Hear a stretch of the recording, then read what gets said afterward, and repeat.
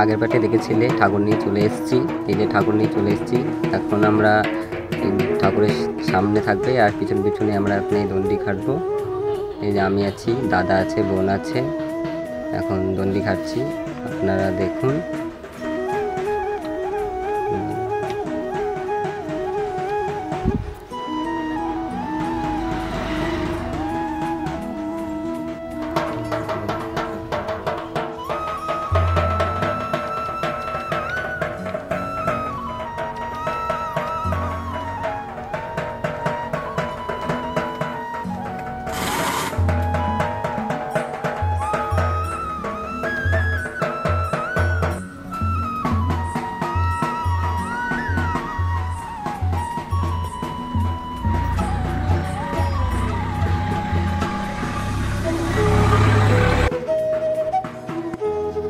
দণ্ডি কাটা হয়ে গেছে, বাড়ি চলে এসেছি।